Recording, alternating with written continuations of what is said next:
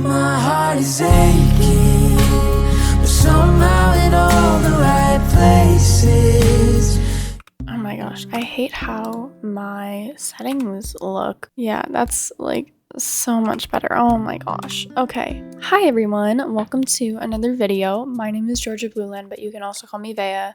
Today I'm going to be doing a Q&A video because we have hit 4,000 subscribers and I want to work on something special for you guys, but I want something quick and easy and just kind of fun for you guys to watch. So, I asked over on my Instagram for you guys to give me questions to answer. So yeah, we're going to be reading those today and answering them.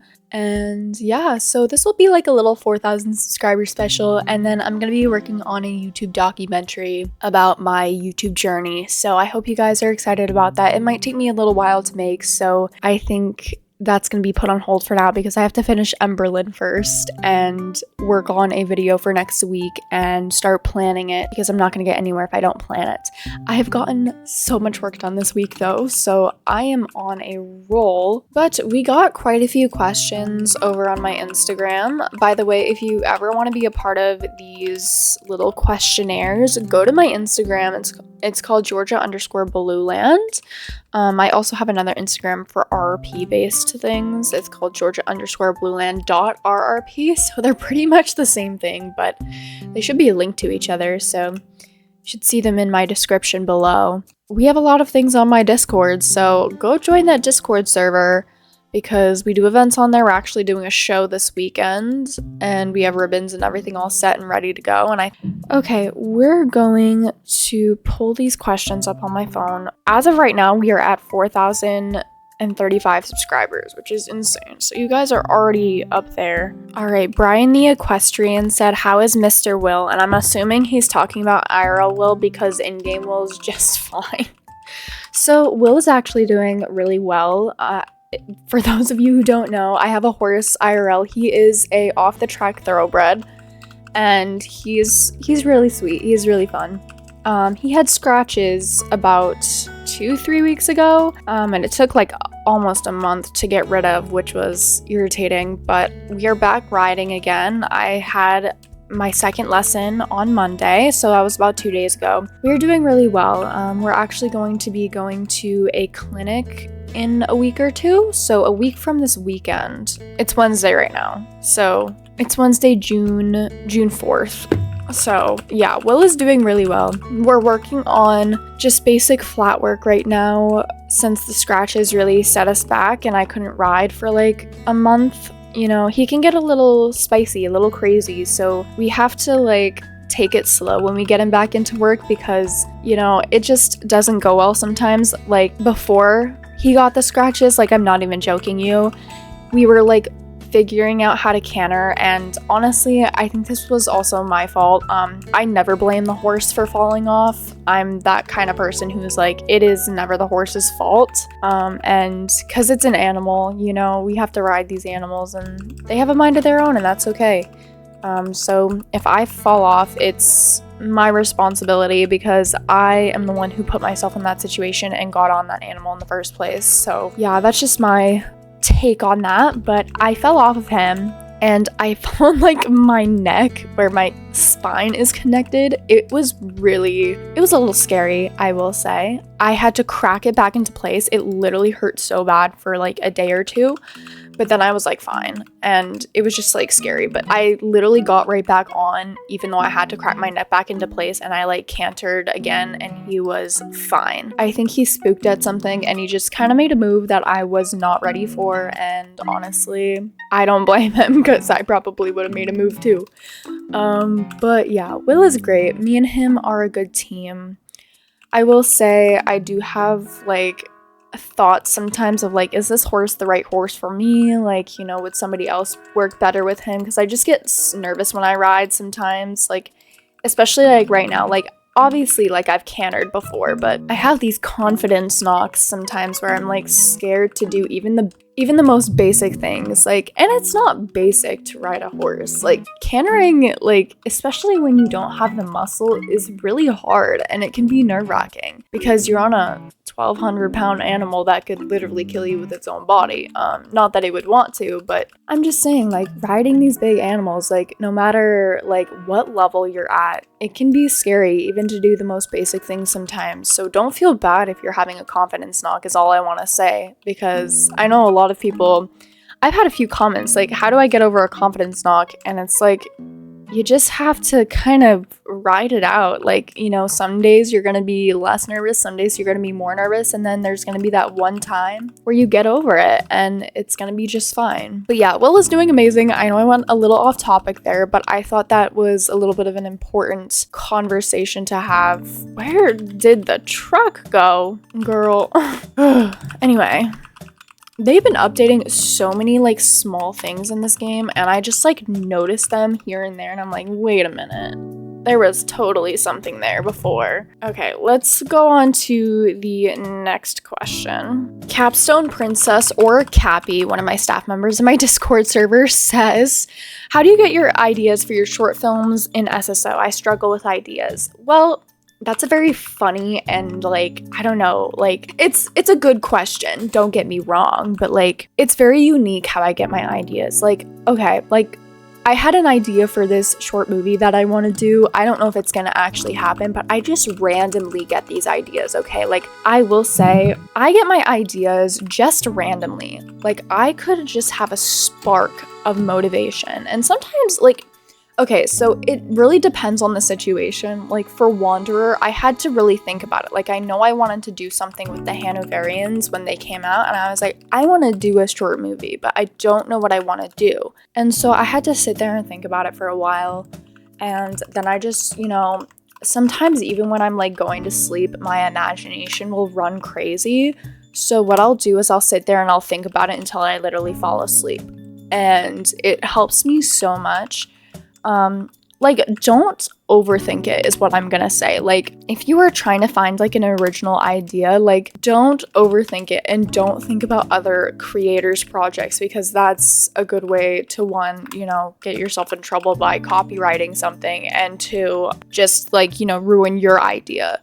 But like, okay, I had this idea of a short movie that I wanted to do, and it was when I was doing stalls out at my barn. Well, Will's not at that barn, so I go to two barns. Like, I take lessons at one and I board my horse at another, and I do stalls at the one that I do lessons at. So there's this horse named Parker. He's like this black and white horse. He's permanently lame, and he's only like 7 or 8 years old or something. He's pretty young, actually. It's really sad. But he really messed up his leg, and he is just sitting in a stall right now, and they're like kind of contemplating whether or not they have to put him down or not, which is really sad. But this comes into factor of how I get my ideas. Like, I was just like looking at him, like, he's really sweet. He will literally reach his head out at you and, like, you know, be like, pet me, and I have to, because he's so cute. I just saw him looking out into the field at the other horses, and I was just like, this horse is dreaming about his past days. And I was like, wait a minute, I could make a movie about a horse that just sits in a stall, and the movie is based off of his entire life experience, right? Like, he's thinking about everything that he did with his rider, and the hardship is his rider's figuring out what she or he wants to do with him, and he's like really figuring out what he wants to do, what he did throughout his life, and thinking about the good parts, the not so easy parts, and being like, you know, I really did have a good time while I was here.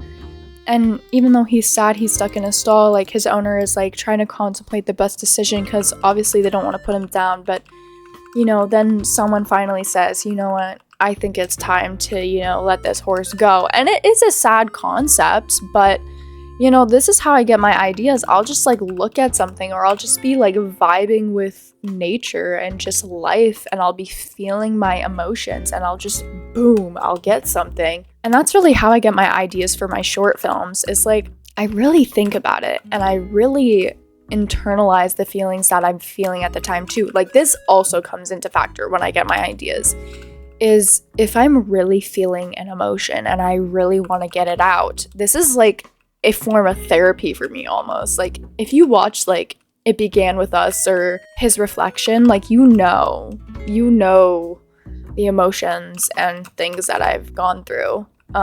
Even if they're subtle, like, if you, like, you know, really watch, you notice what I've been feeling. And that's just such a fun thing to do, especially, like, you know, it just content creation. Like, people do it in music all the time. Like, you'll hear, like, artists talk about things they've gone through or things that they're feeling. Like, a good example is Ariana Grande and her new playlist, the extended version of Eternal Sunshine intro. That was so good. And the ending of the new one is just like, I feel everything she's saying. I understand what she's saying. You just kind of internalize it a little bit, and you can empathize too. And that's what makes people fall in love with these stories, is they relate to it. And that's why I get my ideas, is not one, you know, to get views and attention, but to get my thoughts and, like, say my piece out on the screen. And it's pretty cool to do. But yeah, wow, I just threw my phone on my desk. My phone case is broken, so picking up my phone is like a task. It is a task. Who is your favorite horse? Odette says. I'm assuming you're talking about, like, an RRP horse. My favorite horse in my RRP, I would have to say Sam, because, I don't know, Sam just means a lot to me. And for those of you who don't know, my good friend Amelia Dreambell actually made a video about him a long time ago. It's called Saving Salem, and his name is Sam, but, you know, his full name is Salem. And I love him so much. I don't know, he holds so much memory and emotion to me. I could never get rid of him, even if I tried. Even if I stopped doing RRP, he would always have a very special place in my heart, for sure. I love Sam. He means so much to me, and he just has so much symbolic meaning to him, and just the character itself. And he was actually a real horse that I knew in real life, and then Amelia was like, I'll make a story about it, and I was like, okay, that's actually really cool. And so, yeah, she did that for me, and it was honestly one of the sweetest things she could have ever done. I really appreciate her for that. So you should go watch Saving Salem, because it's really cute. It is really cute. It's kind of an old RRP, but, you know, it's definitely something I go back and watch from time to time. I am definitely not losing this race. So let's get through this race and then get to Valedale so we can answer the next damn question. EQ.pagebo says, what are your favorite RRP videos to make? And this is a very good question, because I love making cinematic RRPs, but I also love making just the regular ones, like the trying horse videos and the meet my horses, or just the barn vlog. I love making barn vlogs, because you can do so much with a barn vlog, and you can make it different every single time. That's the joy of RRP, is like, so I started doing this at the beginning of last year, or the ending of last year, when I started doing a barn vlog every month. So I do like January, February, May, March, April, May. I've already done a May barn vlog, but I have to do a June one. So many things happen in my RRP, so whenever I do like a barn vlog, I can cover everything new that has happened that month and say, hey, this new thing is happening and it's exciting, go to my Discord server, or, you know, like, bring the community together. It helps me stay organized, and it also helps me really figure out, like, what is actually happening in my RRP, like what horses I have, what horses I don't have. And it helps people understand, I guess. So I guess my barn vlogs are my favorite videos to make. I will say I do love my cinematic RRPs. I think Emberlyn is going to be one of the most favorite projects that I've ever made, probably ever, because I have had so much fun editing it, and I've teared up so many times editing it. Even though it's only been like a couple days, I don't know, the project means so much to me. Definitely my cinematic RRPs and my barn vlogs, for sure. Happy Horses says, do you own a horse IRL? If so, what's his or her name? Like I said in the beginning, I do own a horse. His name is Will. He's an off-the-track thoroughbred. He is 16 two-hands, so he's pretty big. But yeah, I do own a horse. I've owned him since my freshman year of high school. I am now a freshman in college, so if that puts it into perspective for you guys, I don't know what else does. I think, yeah, it's honestly great to own a horse. I will say it has been an experience. Sometimes I feel like, oh, is this the correct horse that I should have bought? Should I have waited longer? But, you know, everything happens at the right place and the right time, and I think Will has been a very good learning experience for sure. So yeah, I do own a horse. He's amazing. All right, Happy Horses also says, will you ever do a RRP that has fans in it, kind of like a group trail ride or something like that? So actually, I already do things with fans in it. I do casting calls on my Discord server. And this is a huge thing that I say in almost every one of my videos because some people genuinely don't know about it.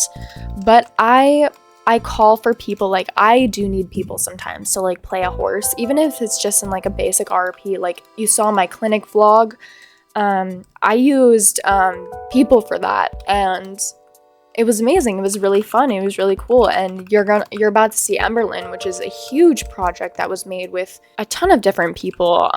Like I had Apple play in it. I had Arya play in it, or Ursula's Revenge. I had a bunch of my staff play in it. I had some other viewers also play in it because they're like, yeah, I want to be a part of that. So if you have Discord, please go to the Hooves for Hope open Discord server. We have tons of things that go on in there, especially RRPs with other people. So if I ever announce that I'm doing an RRP with other people, go to that server and sign up to be a part of it, because honestly, it's really fun. And I think getting the community together means, you know, doing RRPs with other people. I will say it is a little tedious, especially when like people don't listen and stuff, but you know, like that's a rare occurrence. But it can happen. But I will say, you know, if you go to an RRP event like that, just make sure to listen and, you know, do follow directions is all I'm gonna say. I do RRPs with other people and it's really fun. So you should definitely go join that Discord server if you are interested in joining a RRP yourself. What YouTubers do I watch on the daily? That is a very good question. So I put all of the YouTubers I watch into categories because I like consume a bunch of different genres. So there's a couple of Twitch streamers that I watch. I also watch Star Stable YouTubers, like most of them being like my friends and like people that I know or like are acquainted with in the community. And I even have some Star Stable people that I don't know that I just watch for fun because I genuinely enjoy their content.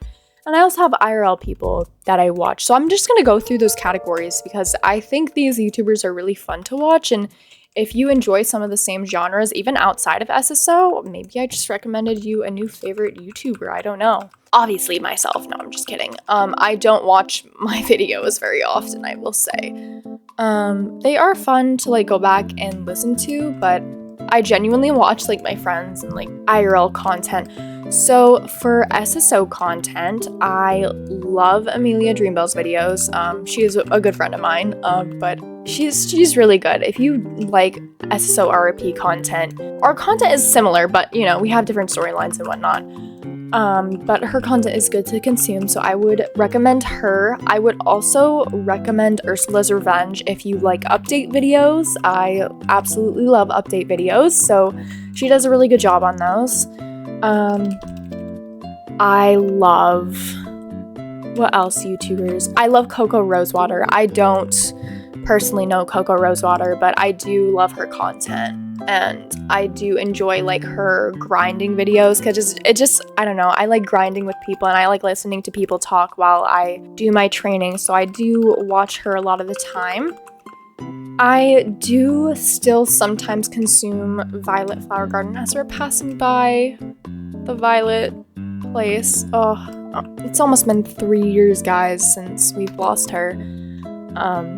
I was devastated when we lost Violet, but I do still love her content and consume it every once in a while.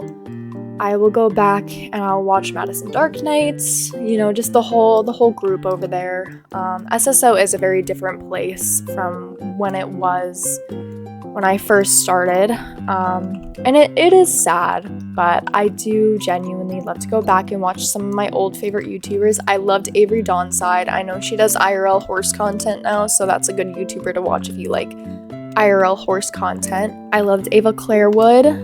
I still love her. I think their videos are still fun to go back and watch every once in a while. Oh my gosh, I know I have so many more SSO YouTubers that I like to watch. Stop. I can't think of any.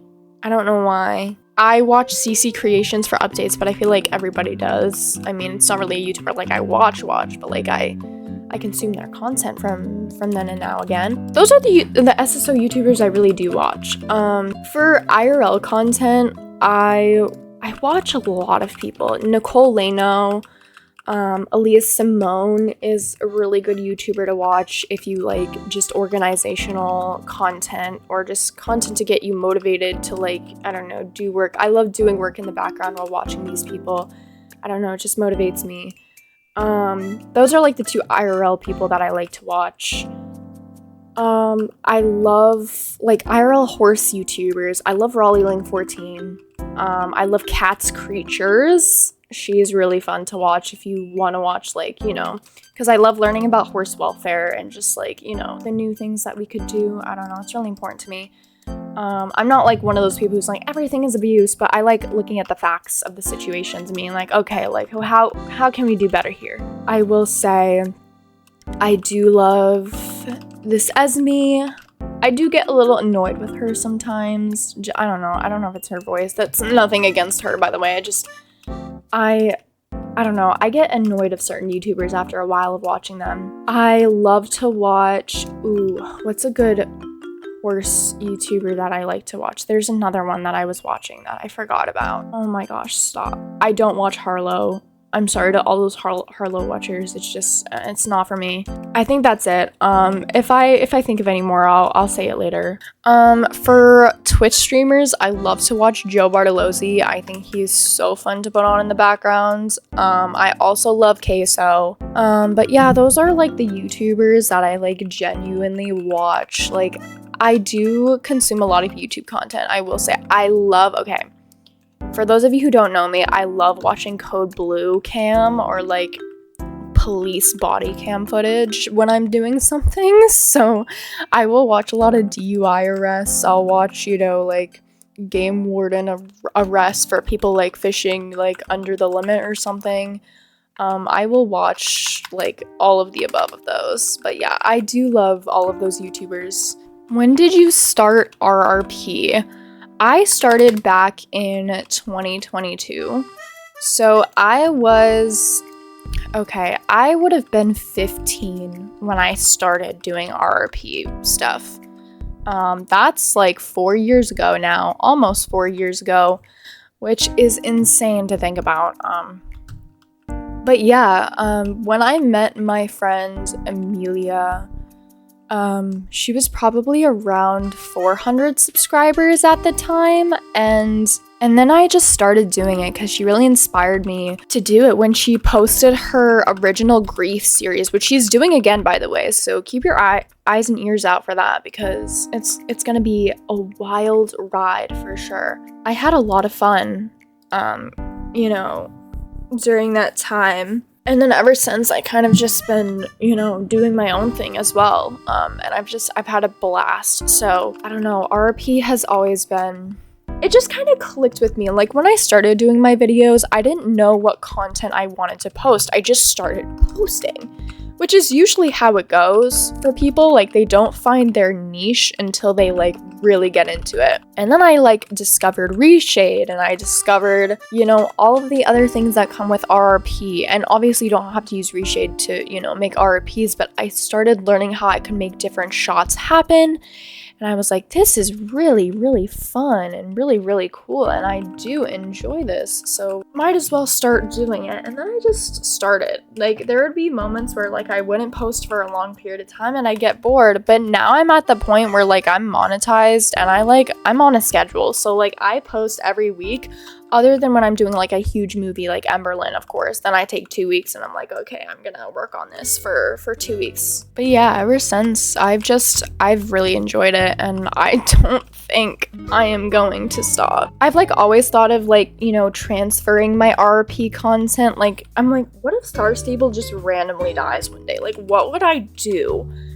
And I've always thought of that because, like, I love doing my RRP stuff. I'd probably, to be so for real with you, just move to, like, Red Dead or something. I don't know, but I do love Star Stable. I don't know, Star Stable has always just had a really special, like, RRP place in my heart because it's so easy and, like, accessible to, like, roleplay here.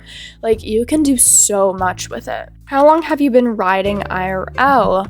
I've been riding, so there's 2 questions to this, so I'm gonna answer these, like, one at a time. I've been riding for like 15 years at this point. I started when I was 5 years old on a little chestnut. No, I started on an off-the-track thoroughbred. She was very old, so this wasn't like a green off-the-track thoroughbred. So don't worry, I didn't get thrown off the first time I rode. But she was this bay off-the-track thoroughbred named Autumn. You can actually go to my riding story and look at that, and I like remembered so much from my real life riding story, and I made it like my RRP riding story because it just felt so personal and like right to me. My riding story, it did so well too. Like, that's the most viewed video on my channel as of right now.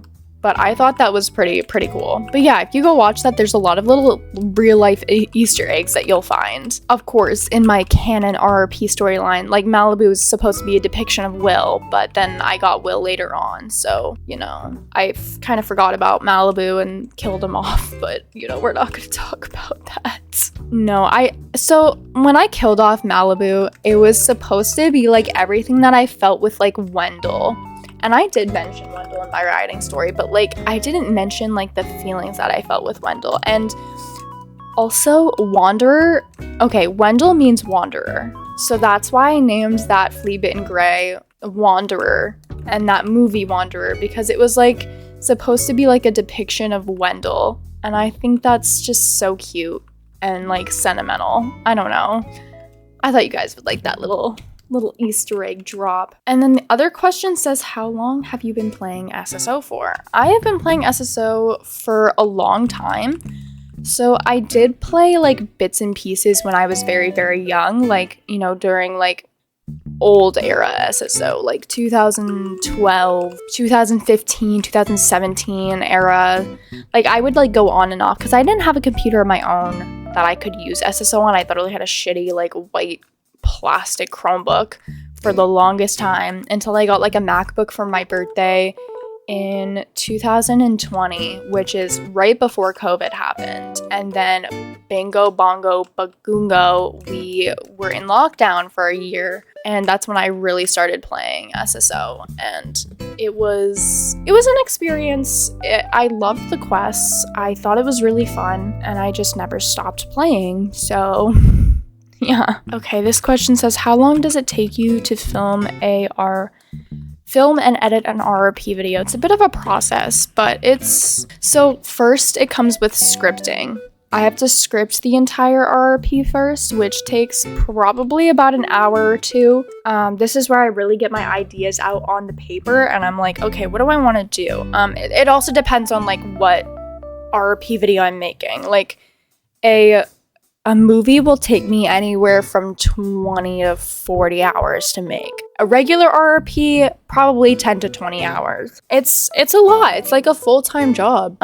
But, you know, it's just a lot of behind the scenes work. And I do like to put a lot of quality into my videos. So I will sit there and I will like really, really work on the nitty-gritty details until like I literally can't anymore. And then I'm like, okay, this video is good enough to post. And then sometimes even after I post, I'm like, oh, I could have done better on that. Or like, you know, I could have went back and did that. But to script, that takes me about like, I know I said 1 to 2 hours, but it can take me anywhere from 2 to like 4, depending on how focused I am. Because sometimes I'll have focus issues where like I literally cannot sit there and write for the life of me, so I have to continue to come back to it. But most of the time I can write an RRP in one sitting. Filming does take the longest. I do have to do it in a process. So every time I create a script, there's like little check marks that I have to complete on a Google Doc, and the check marks are the shots that I need to get. And sometimes, depending on how long the video is or how creative I get during the process, I'll put in more shots when I'm filming, or I'll put in less, or I'll be like, oh, I don't need that. I'll just, get rid of that for now. Or it won't. And when I'm filming to when I'm editing, like, it turns out completely different when I edit, okay? Like, sometimes when I'm filming, like, I'll have a vision in my head for sure, like, what I want. And then when I edit, it turns out completely different, but almost better in a way, because I'm like, okay, this is what it actually is going to look like, and I do really love this. When I'm filming, I'm like, I don't like this very much. This isn't turning out the way I want it to, but then I edit, and it's, like, good. I hope that made sense. That's, like, a lot of gibberish. Yeah, when I film, it's a good experience, I will say. I just put on videos in the background, and I just do what I need to do, and it's fun. I do like filming. I love getting, like, the good cinematic, like, really meaningful shots. Those are my favorite for sure. Editing takes me a long time, so this process can take me anywhere from 5 to 10 hours to complete, sometimes even more than that, depending on, how long the RRP video is. Even if it's a 10-minute video, sometimes that'll take me a good 5 hours to complete, because all the clips need to combine together. Sometimes I want to really dissect a clip and really put some good transitions and effects in there to make the video what it's supposed to be. And that's the fun part. I love editing. I think editing is my favorite part. So sometimes I rush filming to get to editing, but I understand that I can always go back. And sometimes I do have to go back and be like, okay, I need to film this. I need to make this the way it needs to be. So yeah. But yeah, editing takes a while. Sometimes I will do it in one sitting. I'm not even joking you. I will literally, like, forget about lunch and whatnot, and I'll just edit it in one sitting. Probably not the best idea, but it's fine. Thumbnails take about 10 to 20 minutes, so it's not hard to create a thumbnail. It literally takes me like 3 steps. So I go in the game, I take the pictures I want to take and that are resembling with the video, and I then go into my Canva and I put the pictures together in a format. And sometimes this will take me a long time because I'm like, I want to change my mind 10 million times, but it's totally fine because, the thumbnail's gotta be good. All right, so this next question is, what helped you the most with editing videos? Also, you're absolutely amazing. Thank you so much. It's Mary Bean. What helped me the most? Like, I don't really understand this question. Like, are you asking me? I'm like saying this like you're actually here. I'm gonna take it as like, what helped me with learning how to edit the most? And I will say, just being in the editing room for long periods of time, just figuring it out. If I really wanted to do something specific, I would go and search up a tutorial on how to do it, and then I do it in my own way, how I wanted it. I'm very picky when it comes to editing too. Like, I know what I like and I know what I don't like, and it's very prim and perfect every time. But yeah, editing, you really have to just get into it. You have to go into the software and learn it yourself. Like, somebody could tell you all day long, oh, this is how you use a software, but until you use it yourself, you truly don't know how the software works. Like, even with ReShade, like, you just have to play with it. You have to figure it out. You have to use the different controls, and sometimes that means pulling your hair out and getting mad and frustrated, but at the end it's always worth it. So that's what I say, is just go into your editing software, take an hour, and just learn how to use the damn editing software. Okay, so this next question was, what ReShade preset do I use? And it's kind of a funny answer because, okay, I got this from a friend that I don't talk to anymore, but it's literally called O. It is not accessible to other people. It was given to me by somebody, so it's not something that I can distribute, but I will show you my ADOF settings, because I will say, after using the ADOF settings for every other, preset, I love the ADOF settings, and I do adjust it. So I will kind of teach you guys a little trick with the ADOF settings if I can find it, first of all. Here it is. So Quint DOF is what you want to be looking for. This button, the far curve button, will lessen my blur or it'll make it bigger. Like, if I really want to blur, I go all the way. If I don't, I kind of put it out a little bit. Like, this is for like training videos, but I didn't want my blur on today, so I just did not put it. But yeah, these are my settings. So this should be at 500. I don't know why it's not. So you want to enable autofocus because this will ensure like it'll just autofocus to whatever you're shooting. Then you put both of these to 500. The first 3 are going to be 1,000. This one's going to be 5,400 something. You can change this, whatever you want to change it to. It really doesn't matter. This one will change constantly. So you want this, you know, far, close. Like, it's pretty self-explanatory. This one you want all the way to 1,000. The blur quality, you're going to want 500. The maximal blur size is going to be 20,500. Whatever this word is, blur width is going to be 5,500. The bokeh intensity is going to be 300. This is going to be on 2. This is going to be 6. This is going to be 5. 1,000, 0, 1,000, and then -100 and 2 and 1 and 0. Usually you don't have to change these. These are like something you don't have to worry about. But this is what my ReShade preset looks like.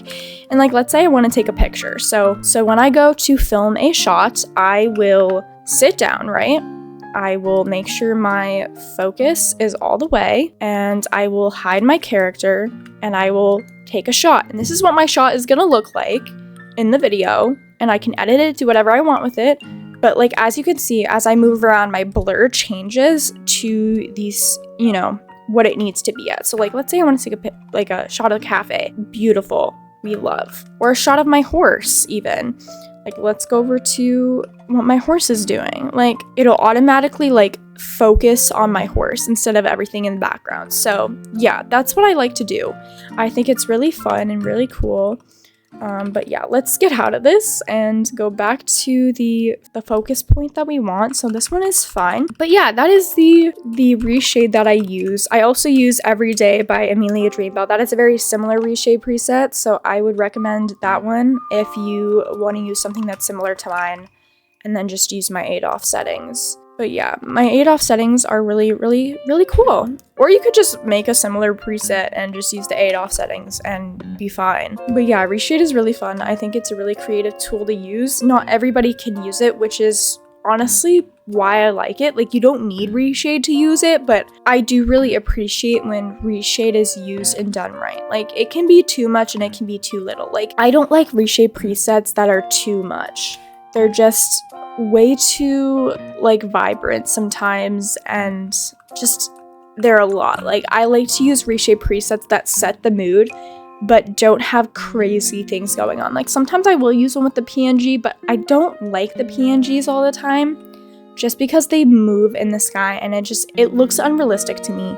But yeah, that's like my ReShade debacle there. And I also like it in the fact that, you know, you can be unique with your ReShade. Like, everybody's ReShade skills are going to be different, which kind of makes you, like, lets me pick you out from the crowd. Like, different ReShade settings, like, oh, this is the YouTuber that I'm watching. Like, it kind of creates character with the YouTube channel itself. So Arya Mistwood, or Ursula's Revenge, said, is there any horse you've included in your RRP that you regret, or a horse that you want to add?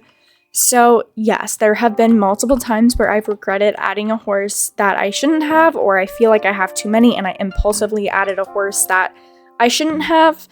One of those actually being Aphrodite. I love Aphrodite, don't get me wrong, and I'm not gonna get rid of her anytime soon. I might figure out something to do with her, but sometimes I feel like there's a horse that, like, I don't know, sometimes you add a horse that you're like, I don't really know what to do with this. Like, what do I do with this horse's character? Like, I don't really know where to go with this. I think it was just an impulsive ad, and that's okay sometimes. Like, we all make those mistakes, but like, also don't be afraid to like sell off a horse that you're not, you know, vibing with in your RRP. It's just like in real life. Like, if you're not connecting with that certain character, get rid of it. It's not like I'm saying like, oh, like throw it in the trash. Like, one, it's not a real horse, and two, you'll be fine. But yeah, like, if you're not having fun with a character, like, don't make yourself any more unmotivated than you actually could be. Like, just do something with the horse, figure out something to do with it. That's my tip anyway. But yeah, that's one of the horses that I've definitely regretted putting in my RRP, but, you know, I've learned to not regret it at the same time. Like, I I don't totally regret any horse I put in my RRP. Like, I put it in there for a reason, but sometimes I will definitely regret, like, buying a horse, because, like, I'll go on Instagram and I have to stay away from, like, the sale ads because I'll just get too involved. I'm like, I have too many horses already. I'm like, dude. Also, I want to say, like, don't let anybody tell you you have too many horses in your RRP. Because I wish it was more normalized to just bring a horse in out of nowhere, being like, oh yeah, this is just a client horse, it's here for now, and then it's like in one RRP and it's gone, you know, like, normalize using more horses in your RRP. It makes it more realistic, it makes it more, like, you know, interesting, and, you know, frick those people who say you can't do that, because honestly, who cares? Not every single horse has to have an in-depth story. Obviously, you want your personal horses to have an in-depth story, but those are there for a reason, and the client horses are also there for a reason, but don't need to have, like, this crazy in-depth backstory. Like, it's like when you go to see, like, a lesson horse for one time. Like, you're not going to know that horse's entire backstory in that one lesson, and you're probably only going to be riding them once if you're, you know, if you're just going to a certain lesson one time. Like, I've heard, like, oh, it's confusing to put other horses in your RRPs, and just... or it's confusing to put too many horses, and I just disagree. I think we need to normalize using what we want to use and what we want to be creative with, because what you decide makes your project and your storyline creative to you. So that's what I'm gonna say. Or is there any horses that you want to add? There is a ton of horses that I would want to add. Sometimes I just go through my paddock like pages and I'm like, what horses would I want to potentially add to a RRP in the future? Like this one that I'm on, his name is Falcon, so he's just a lesson horse, but he's really cute. Or the horse that I was riding at the beginning of this video, that's Butterfly, or Butterfly Kiss. She was actually a horse that I put in my May barn vlog, and she is just a client horse that's here for some training. And I thought it was really clever to just put her in, because I was like, dude, this is really a cute horse, but I don't want to make an entire, you know, storyline off of it. And I just put her in for like a couple of minutes, and you know what, that works. I've done a lot of training. This horse was at literally level 1. RRP_nat.eq says, what is your favorite thing to do in RRP wise? My favorite thing to do, like my character's favorite thing to do, or my favorite thing to like edit, or like, I love editing. I will say I love editing, but in like RRP, I love jumping. Jumping is really fun, or like taking shots of horses, or taking really pretty cinematic shots. I don't really know how to answer that question like entirely, so I guess that's gonna be my answer. I'm sorry if that's not like good enough. I don't really know. We actually have no more questions, so I'm gonna cancel that race for now, and I'm gonna go up here. All right, everyone, that is the end of this Q&A video. Thank you so much for watching. I hope you enjoyed it. Thank you so much for 4,000 subscribers. I will be doing another little special thing, but this is just like, you know, the initial like, hello, thank you so much, you know, video for all of that. I think we're gonna hit 5,000 before the end of the year, so hopefully we get there. I think we definitely will.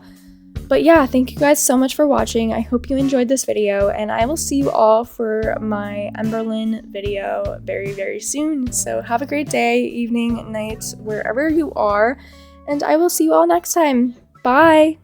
Rising with so